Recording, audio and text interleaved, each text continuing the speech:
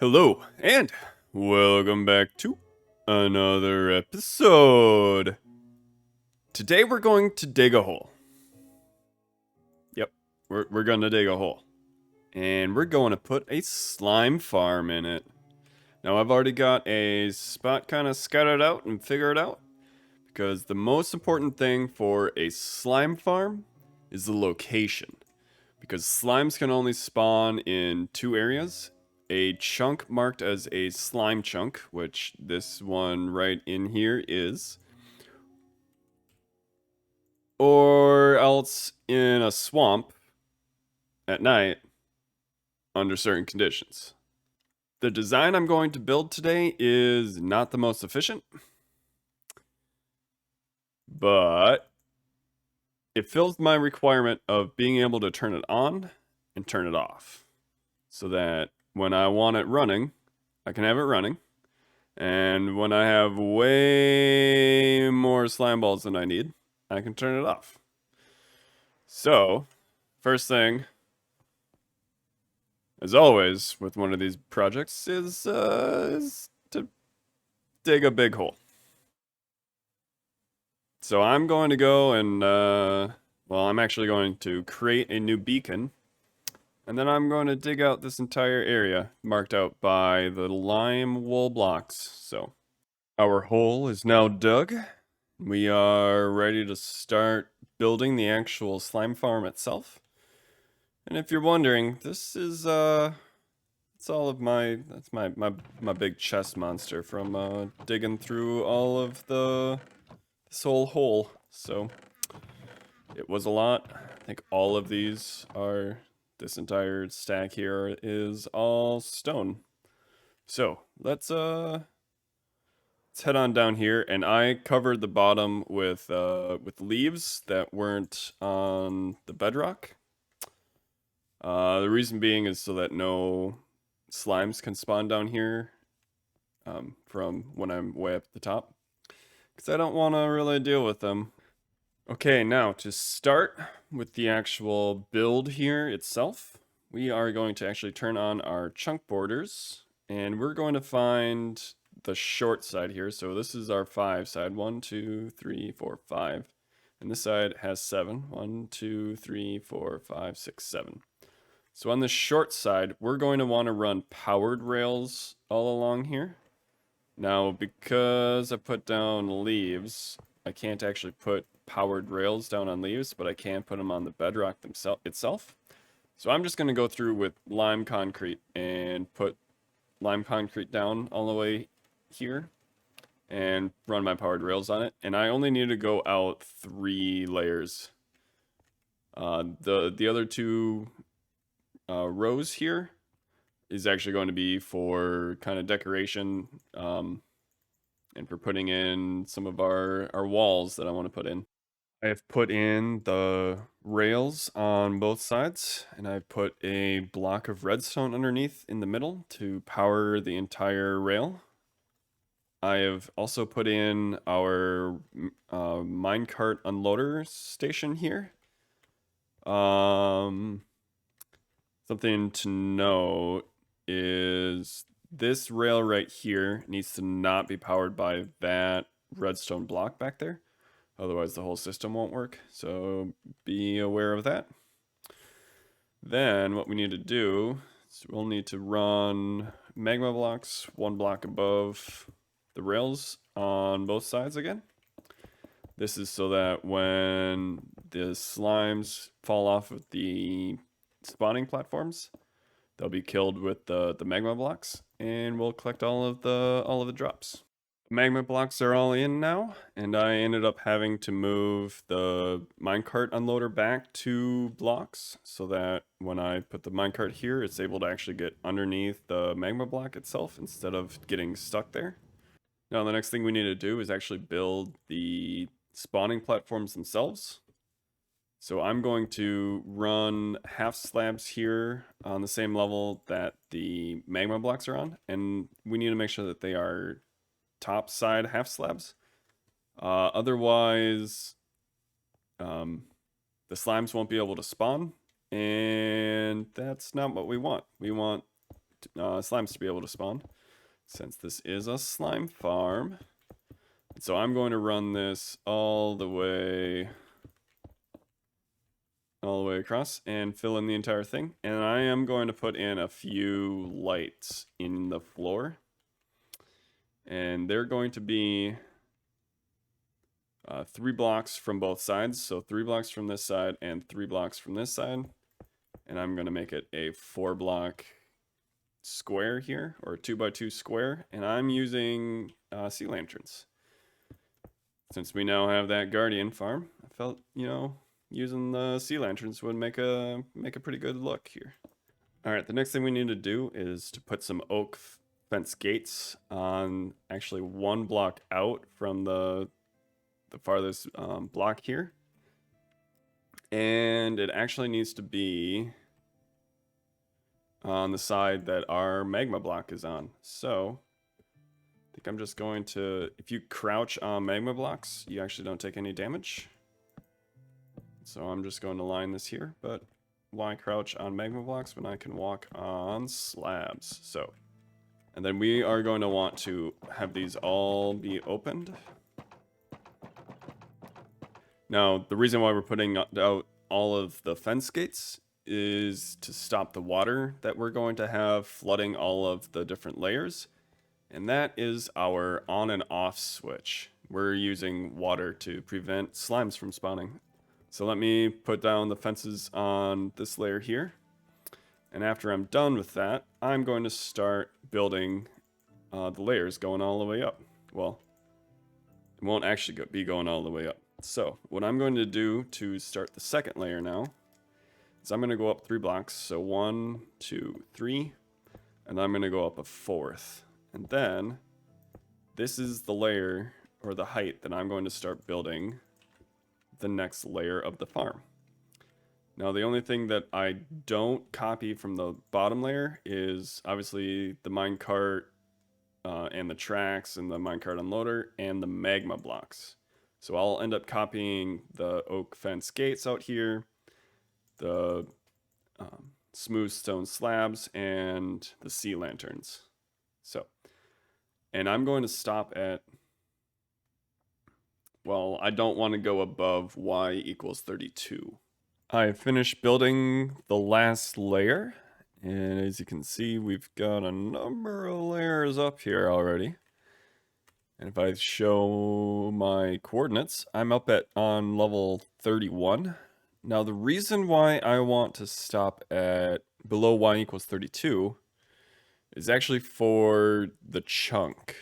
There's something, in addition to just the X and the Z directions for chunks, there's also chunks in the Y direction. And by stopping at below y equals 32, we are actually in the bottom 2 chunks of this world, of this this vertical column chunk. And it turns out that based on the spawning algorithm, that you'll actually have more slime spawn if you try to force them to spawn within 2 chunks versus 3 chunks.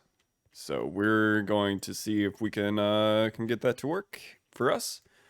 And I'm sure we'll get more than enough, even if it's a lower spawning rate than if we went all the way up to y equals 40, which is the top layer that slimes can spawn on.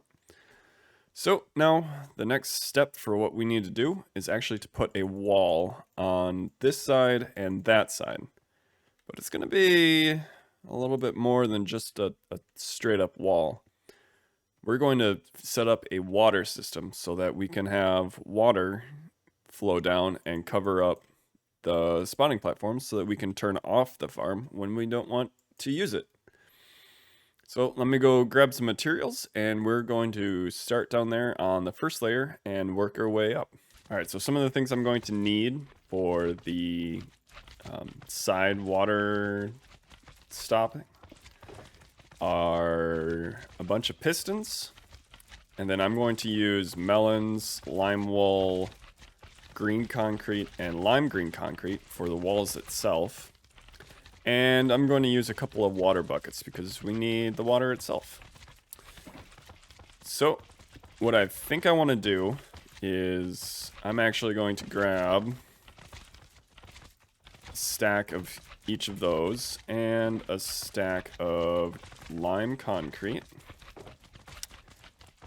And I did run around for a while trying to kill off all of the slimes, but I keep spawning, so.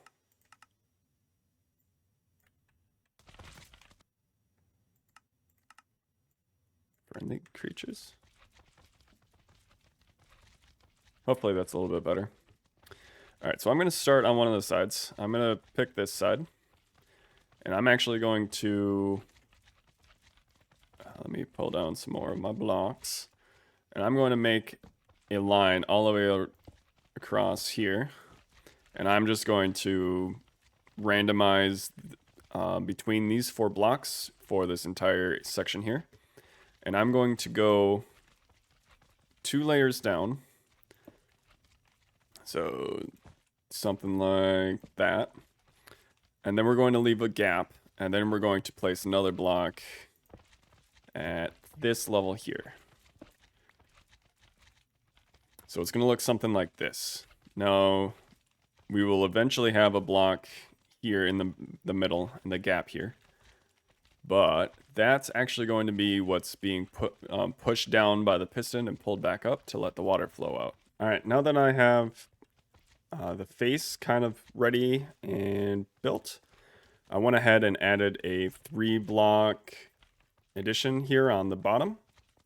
Now what we're going to want to do is we're going to want to take some sticky pistons and we're going to want to stand underneath here facing up so that the sticky piston faces downwards. And we're just going to run this all the way across. And then we're going to go ahead and randomize some more blocks here underneath so that the pistons have something to push.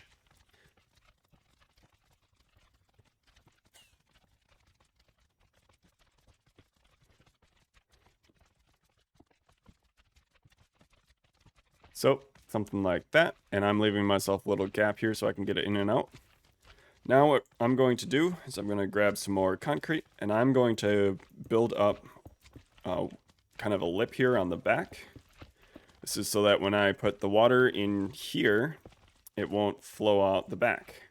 So let me run this all the way across.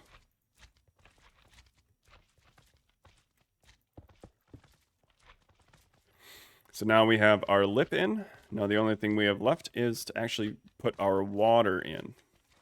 And so it's going to look something like this when I have all the water in. And it'll flow out to exactly half of the spawning platform. So that when I put the water in the other half, we will have a full spawning platform that is unable to have slimes spawn there. So now the next thing we need to do is actually to go up a layer and add in another section of pistons and water and the walls on the side. But we're going to end up doing this one just a little bit differently.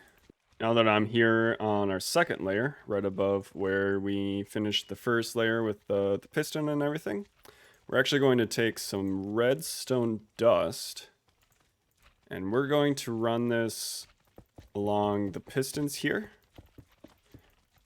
all the way along. And then we're going to end up having a tower on both sides that's going to control the pistons and whether or not they are fully extended or not. But that causes an issue as to, well, we can't just copy this layer down below for our second layer. So we're going to have to do a few things differently. There are going to be some things that are going to be the same. We are going to have a row of blocks here. And we are going to have a row of blocks up top. But we're not going to have this row here, and we won't be able to just start running our platform all the way back. But we are going to go 1 block up, and then we're going to build our platform back that way. All right, so the start of our second layer here looks like this.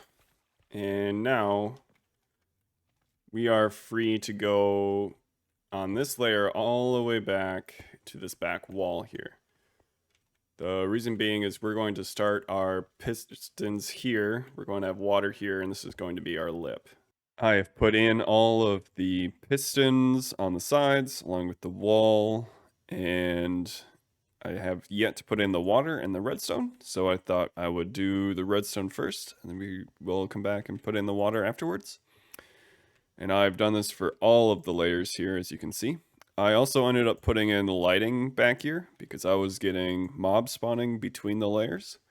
So just figured that would be a good thing to do.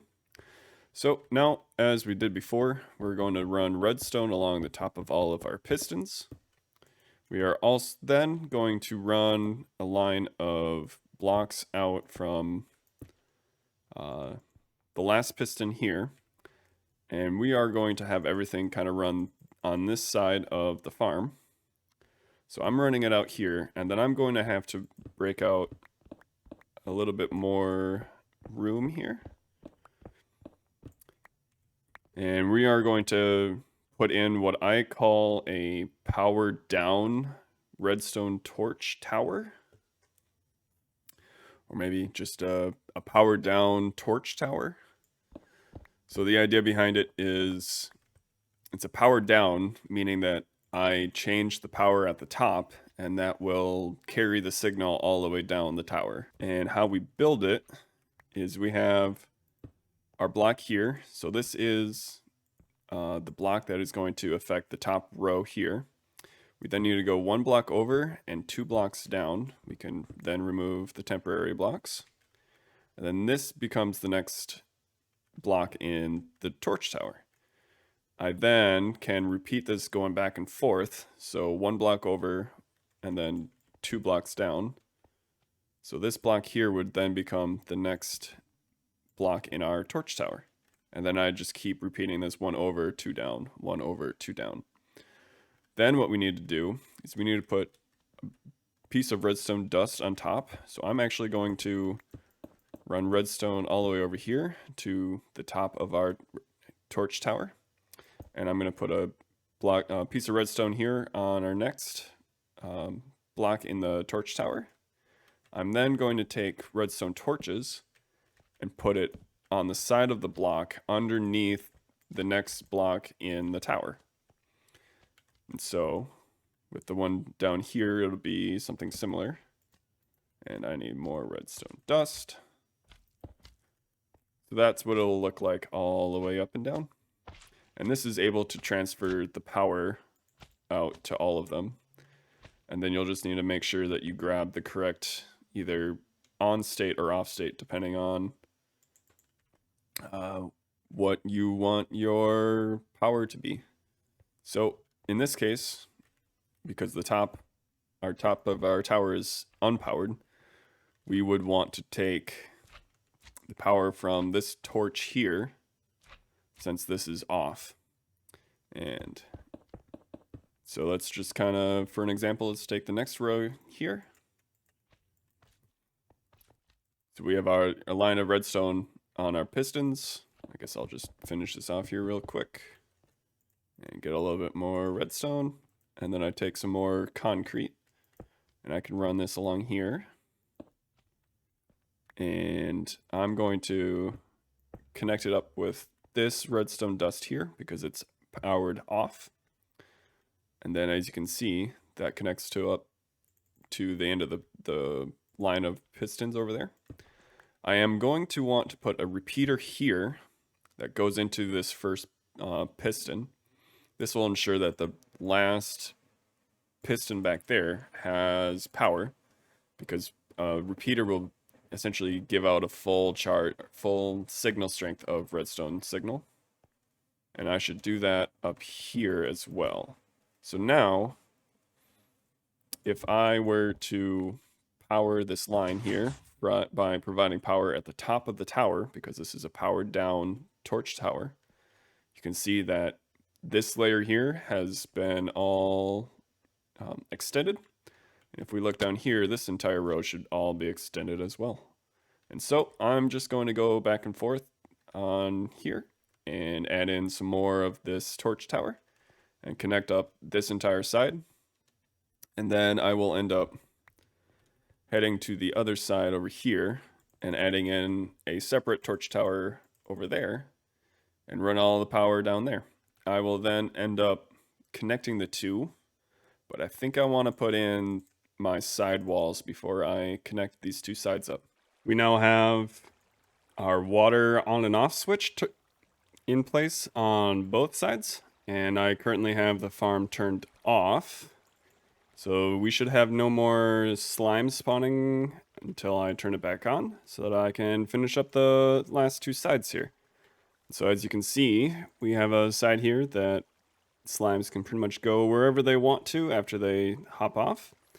And we also need to try to get them to hop onto the magma blocks faster than just they're randomly jumping off of the platforms. So one of the ways that we can do that is, you could probably guess by what's in my inventory, is iron golems. Slimes will naturally try to go after iron golems and fight them. So we're going to use that to our advantage and put an iron golem here in the center of some of the layers. And we're going to try to put an iron golem in a specific spot so that we can have two layers looking at the same iron golem. So what we're going to do here with our iron golems is we're actually going to take some fence posts, and we're going to put down 4 fence posts right in the middle of the farm. And then we're going to take a little bit of lime or of glass. It doesn't necessarily need to be lime, but I think it's going to look better for the build that we're doing. And we're going to put it here in the center. So this is where the iron golem should sit. And then we're going to surround this with fence posts. And we're going to raise this up a block as well. Oh, go on top. Thank you. And then I'm going to come over here onto this side. And I'm going to get up so I can interact with the golem here. And then we're going to spawn in the golem here. So I'm actually going to go up 1 block higher than what I need to. Then remove this bottom side. Alright, so now we are ready to spawn in our iron golem. I've removed the block underneath. So theoretically, he should spawn in and drop right onto this little platform that we've built for him. So if I can... There we go. And there we have our iron golem here.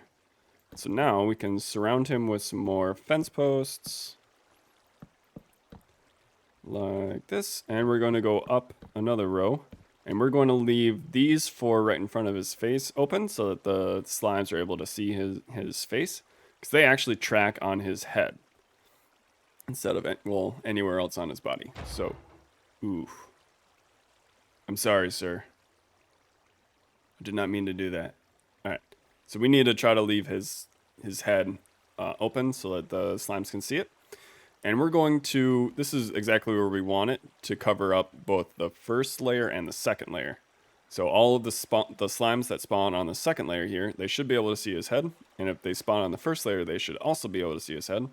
So this is exactly where we want to put our iron golem. So now, if I can put another temporary block here. All right. So now I should be able to put another row of fences up here. And he should be all safe to go. And then I'm going to put another iron golem between the 3rd and 4th.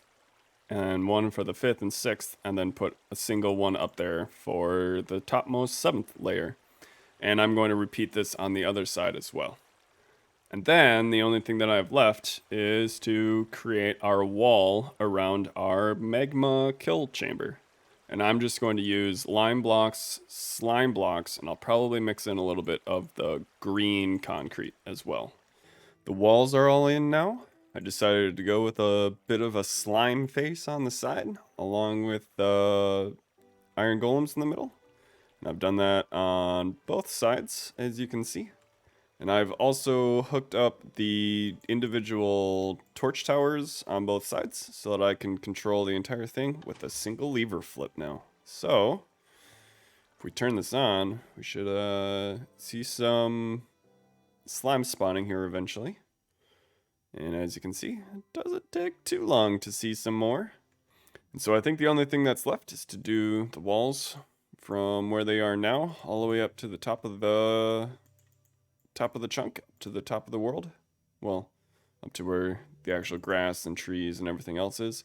And to kind of tie it into the actual rest of our base over here. And I have an idea for what I want to do for how having a big hole here in the world will kind of make sense as far as our other builds.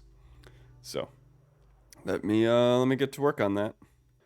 And just like that, the walls are all finished, and I did a little bit more terraforming around the outside here. I really like the way that this turned out, so I hope you guys do too. So as you can see, I moved the walls all the way up, and I kind of did a bit of texturing with lime green wool, and I brought the pumpkin or the melons and the green concrete up a little bit too. But I really like this. I like the way that it turned out. I also added a whole bunch of moss around the outside here to give it a little bit more texture around here and whatnot. So I think that turned out really well too. Now, as far as the lore goes of this world, if you guys can remember, our storage building here, the pyramid, used to be like the focal point of an ancient civilization, and they were struggling. And then this nether meteorite hit, and that kind of helped revive their civilization. And then eventually, that ancient civilization died off. You know, nobody's really quite sure how. And then a new civilization came across the ruins and found everything and kind of revived this area and started rebuilding. And sometime between when the ancient, civilization was here and when the new village, the new civilization came in and started rebuilding everything and kind of taking over everything, this giant, green hole arrived. And some of the villagers and from the new civilization, they weren't quite sure if this is what caused the downfall of the ancient civilization, or if this came about sometime during the absence of the ancient civilization. But, well, that's kind of what I was thinking. And since it's kind of an eyesore from, their most prominent building, they decided to build this bee house here to break up the sightline. So that's kind of why, it's kind of my explanation of why we have a giant green hole here in the middle of our base. So that will do it for me today. Thank you guys so much for watching, and I will see you guys next time.